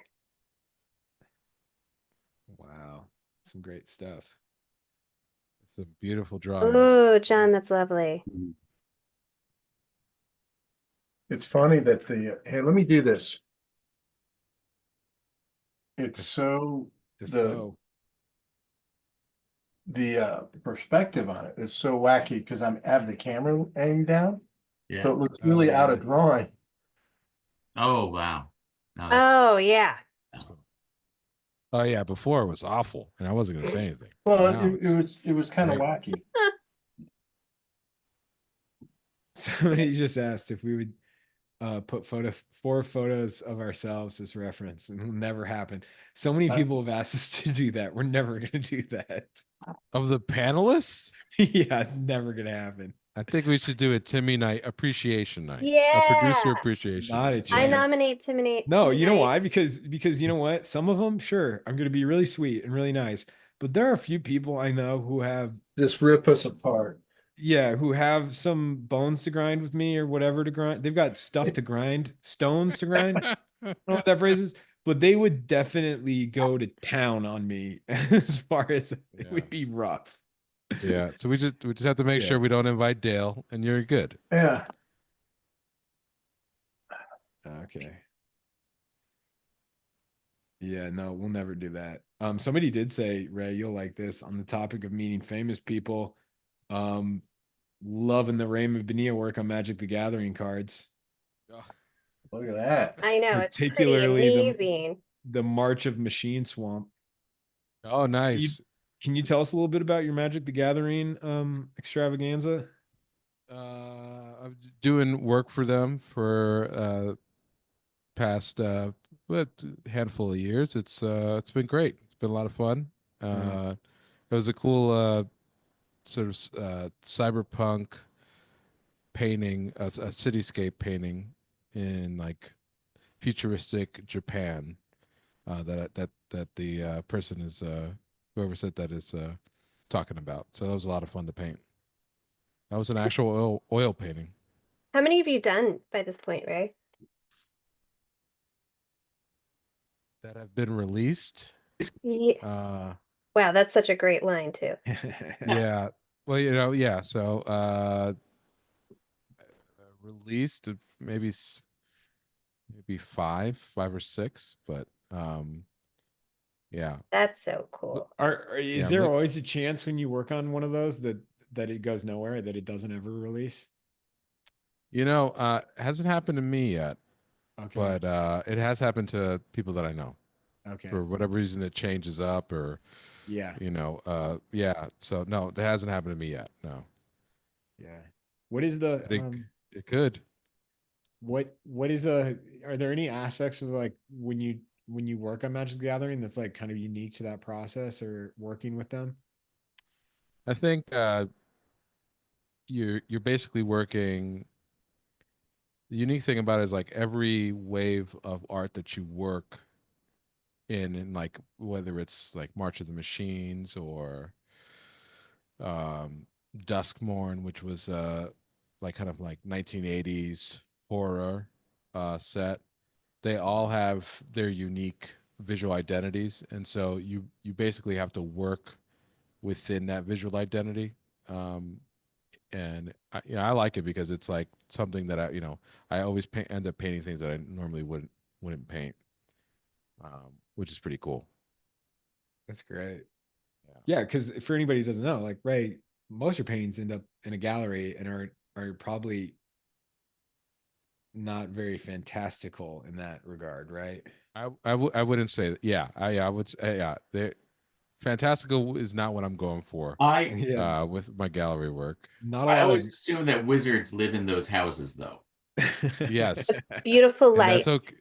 okay. I would not fault you for thinking that, Adam. Yeah.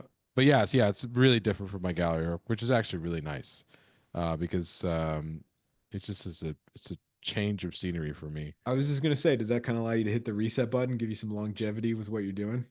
Yeah, it allows because I work with different tools. It's all of my gallery work is very like has to everything I paint is something I've experienced, so I'm very present there. I was physically there. It's something that I know really well, and other with the magic stuff, it's not the case. I obviously don't. I'm not very familiar with a Japanese city thousands of years in the future. Um, I have never been in present day Japan, much less one in the future. So Right. it's cool. So it allows me to do things. A lot of it is invented too. So it's a lot of things that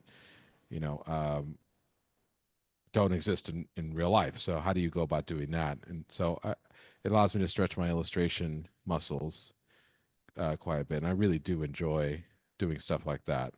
Creating things that don't exist is a lot of fun. It's very different from what I do for my gallery work, obviously, but Right. well, like for somebody like Cassandra, that wouldn't be as much of a jump, I would think, or Adam for that matter. Yeah. I don't know. You're doing it so well. Those are some Yeah. amazing pieces you've done, Ray. Thanks. Yeah, I'm always in awe. A lot of learning on those things too, because you don't. I've been lucky to work with some really great art directors that really helped me with the property and things like that. And the fans are awesome. Isn't They're that amazing. really, like as an artist, is it really important for you to understand the role play, the game, understand the game in a way? If you're conscious of like kind of the mechanic of what you're dealing with, I think it's important. You want to come with it with as much respect as possible. Because I mean, they have an extremely dedicated, awesome fan base. Yeah, and like I mean, I get when my first cards came out, I was getting random emails from people I've never met asking if I could sign cards. And I've signed cards from people, from Japan, Germany, from all over the world. It's pretty wild. That's something I never experienced in doing editorial illustration or something like that. Well, You would have to be about 60 years older. Yeah. I'm gonna ask the audience a question. Do you prefer making art grounded in reality or fantasy? What do you guys think? Do you think most people are gonna like reality or fantasy? I think it'll be split. yeah. Think it's gonna be Yeah. split and even Yeah. split down the middle? Yeah, because I can't even answer that question myself. Well, then I'm gonna preface it with you gotta decide.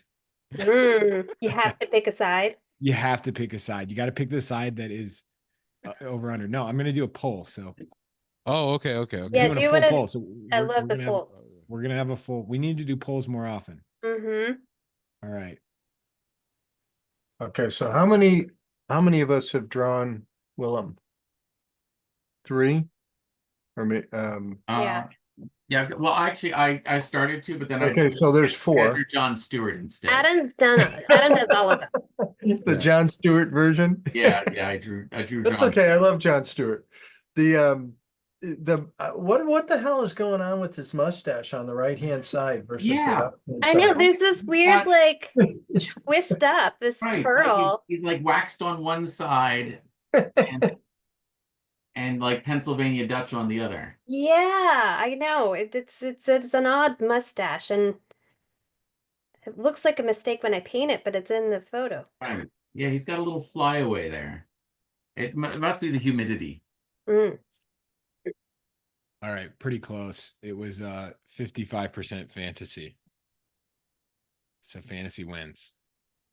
Uh, Ugh. Yeah. Well, when you phrase it that way.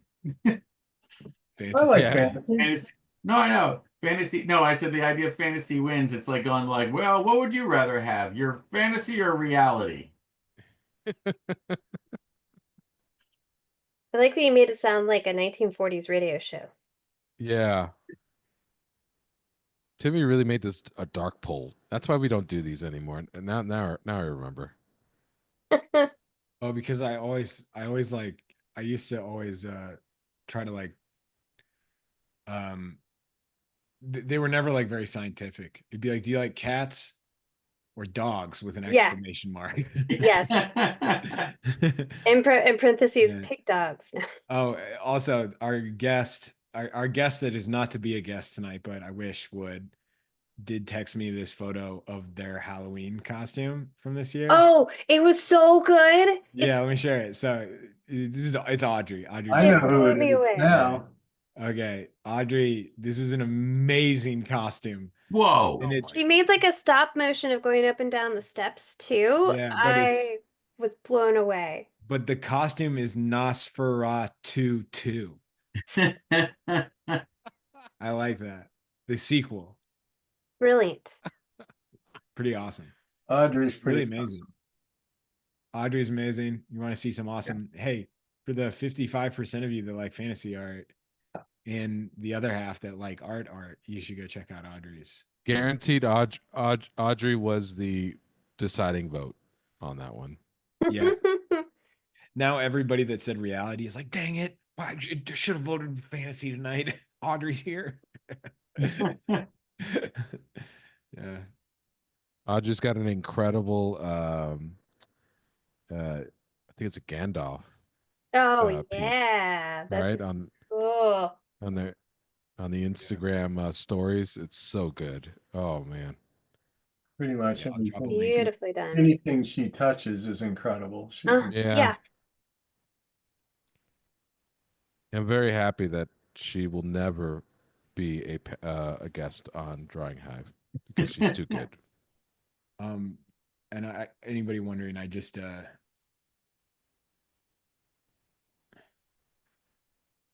oh my god, somebody's coming at me because I said art instead of fantasy art. I'm just joking around. Get Like, him. oh my god, Get you know how him. hard it is to do this. Get him. Get him. Come at You know- me. No, I'm not saying that fantasy art isn't lesser art. Yeah. oh come on, Timmy, Let him have it, all Audrey. Let him have it. Let him have it, Audrey. That's Audrey's burner account. Yeah. It's funny. It's Audrey's one of the was one of the OGs. You know, one of the. Audrey just texted canceled. I said good day. lose my I'm number. just trying to. I just had to. I've been talking for an hour and 45 minutes. It's hard. I have a cold. You Leave me still didn't alone. profess your You have love a to Milton cold, Glacier, cold. so I think you're doing okay. Yeah. Yeah, I have a cold and I'm acting like I'm happy right now. So Yeah, is it cold or is it a cold? Tim? Oh, do you want to Yeah. hear about my fun week? Both my Let's kids hear had it. strep throat and my husband had the flu. Ooh. I got zero work done so far this week. This is my painting that I've gotten done this week is William Dafoe. Who was You harder must to be- deal with? Huh? Who was harder to deal with, your two children or your husband? Oh gosh, I just feel like don't I would have get to in trouble answering that either way. John just likes to see things burn. You Right. know, you ever wonder that?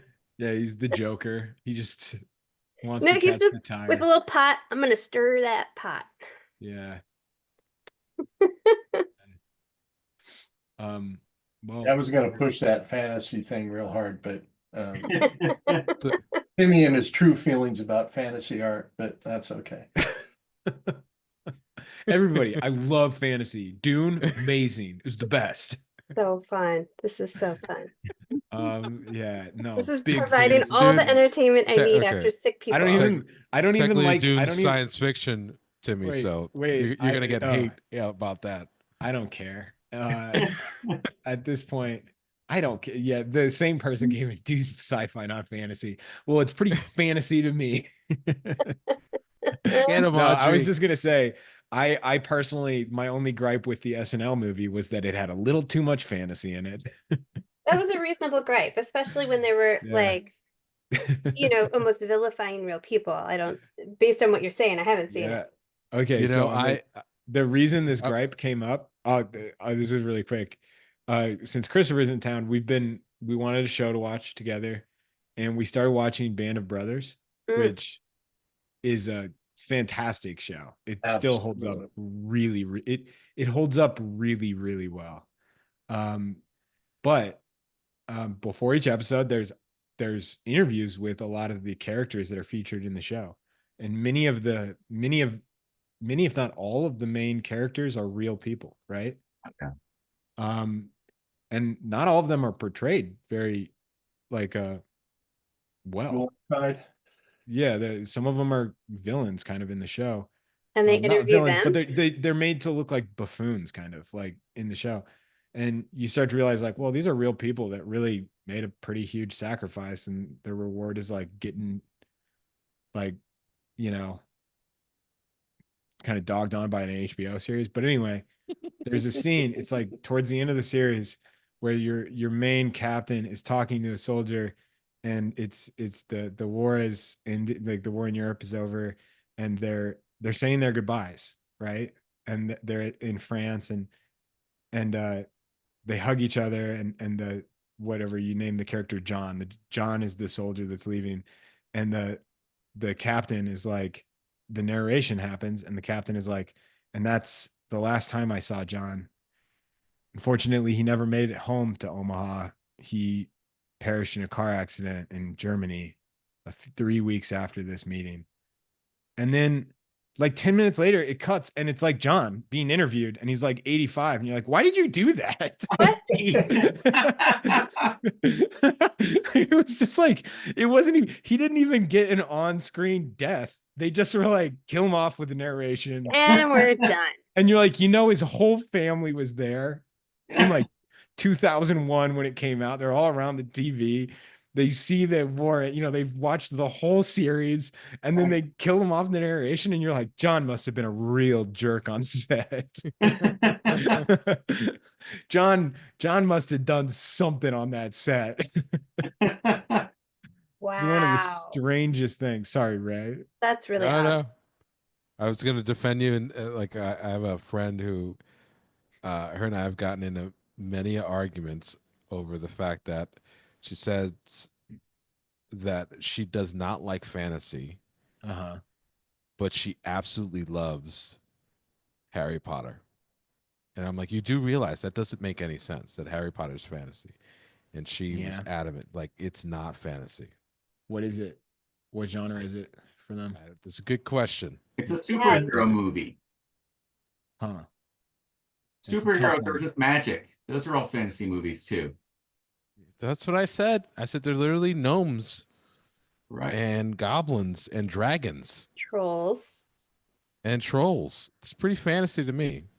Yeah. But I think it's like people in capes, like the medieval fantasies. Your prototypical. It takes place in a castle. Real quick, everybody, start posting your work. We're gonna head to no, I'm serious. I'm gonna let you continue, but just start posting your work. It's hashtag Drawing Hive. Episode 230. So hashtag Drawing Hive 230. Drawing Hive and @Visual Arts Passage. Post it to Instagram now. Don't waste any time. We're heading over there in like 2.5 minutes. Post it now. I was laughing because Cassandra was like, it takes place in a castle. I mean, I want to support your friend and liking it, but maybe it's just hard to admit that she likes fantasy, because that is fantasy. That is the definition of fantasy. They ride on brooms and play, like a whole sport was created on Yeah. brooms, flying. All right. It's a sports movie. For anybody wondering though, I am a big fan of sci-fi, and it's exhausting. This show is exhausting, people. And I have a cold. And so I called Dune fantasy, and now we're like, Timmy doesn't know anything about culture. Well, Timmy, I tried to It's take the heat more, off. Timmy, you rise to the occasion of bait in this situation, and Yeah. it's I don't delightful. care. I don't care. Oh, Timmy, You stand your ground. I tried to take the heat off of you by saying that superhero movies are also fantasy movies because they just use magic all the time. Yeah. Uh, Huh. But like the X-Men, they just use magic. One of my favorite comedians brings up how strange it is that they celebrate Christmas in the Harry Potter universe, because how like interesting Christmas would be if you were a wizard. mm. Yeah. Pretty vanilla. Well, consider Maybe they yeah. celebrate it in the Doctor Who universe in other like times and places and galaxies Dude, right on. That's right. They do have a Christmas episode every year. every year. Yeah. Sometimes they go back like 8,000 years in another galaxy and find a planet that is dedicated to Victorian Christmas. Oh, it's kind of like the Star Wars Christmas. Does everybody but know? with Everybody fewer know books. that one? The made-for-TV Star Wars Christmas Holiday special, baby. holiday special. George Lucas Do was you, on vacation. do you guys have like a before his- Christmas or holiday thing that you've got to watch Emmett every Otter. year? Yes. Say it again. Emmett Otter. What is that? What? What? What do you? What is E- that? Emmett Water? What? Emmett Otter. Emmett Otter's Jug Band Christmas. Oh my gosh, yeah, No, I know. I've no idea what this is. Does everyone know what that is? I do. Yeah, You, Can you- Adam, you sound like you're talking backwards. I'm trying to prompt you to tell us what it is. picture puppets and think Jim Yeah, Henson. it's a Jim Henson special of Okay. Emmett Otter and his ma who live on a river, and Emmett's friend. It's the gift of the Magi told through animal Muppets in a jug band battle of the bands. See, Okay. for me, it was always John Denver and the Muppets. Okay. That was like a family classic. Well, I did not like this when I first saw it, or I didn't really pay attention to it. But my daughter, who's about to be 34 years old, her favorite was Elf. Oh, it's so good. And I love Elf now. It's I part, love it's it part, so it's part of much. my world. I gotta watch Elf. I came to Elf slowly too. And I didn't warm up to it, but man, I really, Oh, I just landed in love the I minute. was never really a James Caan fan, and it just, I don't know. It just, Doesn't it make you want to answer the phone? Hello, John English. What's your favorite color? Yeah, that's yeah. I gonna say have Die Hard. Die Hard's a very serious contender for next. We John and I are discussing Die Hard for next week. well, let's figure it out, right? what's Nat? it what's there to discuss? I think we just figured it out. Or, we could always go Krampus. Hard. We've never done it. We've never had a Krampus year. I was just gonna say Krampus. I'm not gonna defend it as like a great movie, but the Adam Scott Krampus, I've seen that like many times because it's a fun one. Guaranteed, But if we get a Krampus movie of any type, I think we can get Audrey on here. So there's that. Well, there's Anything reason. to horror do related? Krampus. Yeah. I feel like we've never taken on any kind of Krampus. Like, there's so many Krampuses. All Well, right, what- we're just gonna do a vote. We're gonna do a poll. Just to throw something else different You're out gonna there, have, Cassandra, know? you're gonna have to help me because Yeah. that's not my world. Here's the truth. We're gonna do a poll, and then honestly, I love John, Die Hard though. I can always go we'll Die do a Hard. poll. You will all vote, and John and I and Cassandra will do whatever we want. But this is topics for next week. If you want it on there, I'm doing Krampus, Die Hard, Try not to sound so excited too to me. Die I Hard. like this Okay. because it takes us out of the element. We could Mhm. also do a mashup and call it Cramp Hard. Okay, next week Oh. has to be. Next week has to be. It Cramp has. hard. Yeah, we're not calling it cramp hard. Next. Put it on the poll. We don't know. Put it on. Pull- Okay, cramp Pull it. hard. Cramp Okay. hard, die hard, or Krampus. No, if cramp hard's on there, I know it's gonna dominate. Yeah. It's like when people write in a weird thing and it wins. No, we didn't care. Okay, okay, yeah, we don't care.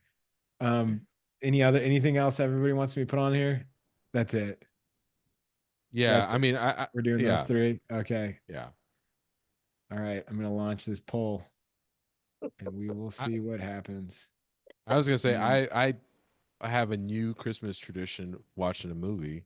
It's gonna be the 3rd year, and it's actually pretty contemporary. It's the movie Spirited.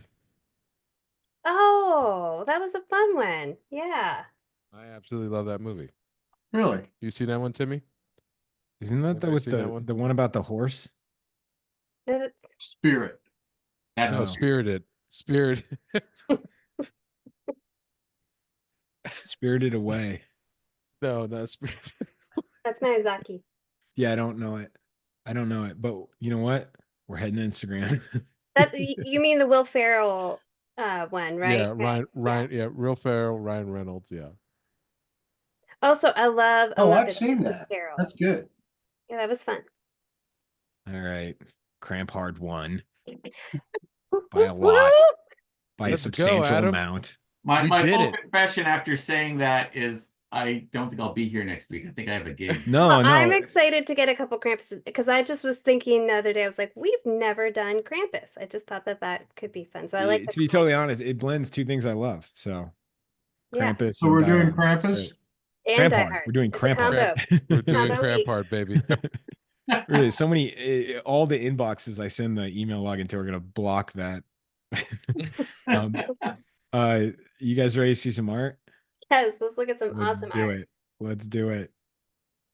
Awesome. Ooh, beautiful. Really is. Nice. Oh, that's great. Wow. I love that. Ooh, Oh my Oh, that's gosh. fun. that's fantastic. Yeah. Oh, Ooh. Lovely. That Padma? Yeah, Yeah. All Oh, right. nice, Padma. really stuff. nice, Jessica. Ooh, Nice. wow. Oh my gosh, you got the Willem. Beautiful. Wow. Yeah, they didn't have any. Yes. They didn't have any of the Sarah. Nosferatu Thanks, Terry. photos out yet. Cool, Terry. Nice stuff. Mm. Love it. Taking notes. Nice, Cole. Nicole. Really good Good energy on stuff. that. Oh, that's so fun. Ooh, That image is so creepy. it is. That is really go. nice. I'm liking the little image in the corner. That's nice. Yeah. Audrey just messaged cramp hard. It's how artists' hands feel after drawing Hive. Yep. Yeah. Oh, really nice, Paul. Yeah. Oh, yeah. Oh, Yeah, that's good cool. stuff. Oh, nice, George. It's really Love great. it. Oh, wow. Nice. That's Ooh, crazy. That is That's lovely. awesome. Beautiful. Great Good job. stuff. Nice. Go. Oh, that's fun. Ah, nice, Padma. Beautiful. Ooh. Love it. I like that you got to lace work on that. Mm-hmm. That's good. Really nice. Oh, that's nice, Nicole. Ooh, Oh, Ooh. hey, Melissa. Whoa. That's Wow. good. Melissa can really draw. Yeah, Yeah. she can. Great job, Terry. Nice, Terry. Oh, nice. wow. Look at that. Yeah. Loved how you handled that, how you cropped at the lapel. Yeah. Nice, Jeff. Great job. Ooh, That's Ooh. nice too. beautiful Nice. line work. Beautiful. That's I know those awesome. marks are amazing. Oh, that's lovely, Awesome. Karen. Oh, yeah. Really nice. Nice. That was hard expression to get to. You did a good Yeah. job. Cool. That's cool. That is cool. Cool color. Ooh, Karen. Oh, wow. Really nice. Yeah. Oh, that's neat. Mm-hmm. That a lot. Oh, and I just Great want to job. take a second on this image. Everybody, we're enrolling. Winter semester is right around the corner. It's going to be here before you know it. Classes start January 18th. If you're considering illustration or fine art, painting, drawing, if you want to make images for a living, our school offers classes to help you figure that out. So go to visualartspassage.com, set up a meeting if you have questions or want to talk with me or John or another artist. Reach out. The classes start soon, so don't wait. This is great stuff tonight. We Yeah. really love Ooh, it. oh, I like your mustache in that one. Yeah. Wow, awesome. Eric. Wow. Look at that. Beautiful. That's lovely. Where'd you go, Eric? Nice. Great Nice. job on that. Really nice. Oh, nice. That's nice. Sent you a message last night, Eric. So fun. Oh, that's great. Like your bit of blood there. Yeah. Yeah. There it is. I was waiting for it. Jeff. Jeff. Love it. Look at that. Oh, That's Nice. cool. cool. Ooh. Oh, I love that's that one, cool. Terry. Yeah, I love those washes. Really nice. Really nice. Everybody's like, yeah, we got to get that golden mustache. That's a good drawing. That's Yeah, fun. I like that. Yeah. Ooh, good job, Love the Karen. distortion in it. Uh-huh. Oh, Whoa. that's lovely. Great. Wow. That's Really nice. nice. I like the unfinished area. Mhm. Mhm. Nice contrast between the finished and the unfinished. Oh, that's Whoa. beautiful, Tyler. Love Tyler's stuff. Whoa. That was stellar. Nice. Great Great. job. Great work. That one looked like John Stewart a little bit too. It did. Yes. Nice, We're a Randy. club. Randy. We're an elite club. Oh, I Nice. love that. That's fun. Ooh. Great job. Nice. That's cool. Nice. Oh, Yes, nice, Marcy. That's Marcy, the way to I love handle those. that. I love Marcy's Mhm. noses. Yep. She gets right to the point. Yeah. Love it. Oh, Really nice. nice. Love it. Very good, Yeah. Nicole. I love that face, Nicole. Great silhouette there. Oh, that's nice There too. you go. Very Yeah. nice. Oh, wow. So No, fun. it looks like Neil Young. Yeah, There Really you go, nice. Terry. that's great. Ooh, That's Sally. Sally, Oh, look wow. at that Sally. patterning. Beautiful. Should have Gorgeous. done that. Wow. Wow. Nice. Really cool. Mm-hmm. Stuff. Oh my God. That's Oh, Nice. that's awesome. terrifying. There's the All winner. right. Yes. All right. Beautiful. This is what you guys need. You need to just add to the bottom of this happy holidays, and that'll be your Yeah. Christmas gift. Tonight It's was a blue fun. Christmas. Yeah, as I mentioned, everybody, enrollment. I know 2 of the classes are already sold out, so don't sleep on it. If you're considering it, go check out our illustration program, our gallery fine arts painting class, or we got a cool visual development. It's all about storytelling with characters and environment. Go to the website, check it out. Other than that, what a fun night. We had such a great crew on the panel. That was so Yeah. fun. We will see Good you. subject. Good subject. Thank you, Cassandra. Thank you, Yes. Raymond. Thank you, Adam. Yep. Great night. Thank you, We'll see you Timmy. all- Thank you, John. Thanks, We'll see you John. all next Thanks, week. Timmy. Good for work, the, everybody. We'll see you all next week for the holiday episode. So Woo-hoo. See ya. All right. Good night, Bye. y'all.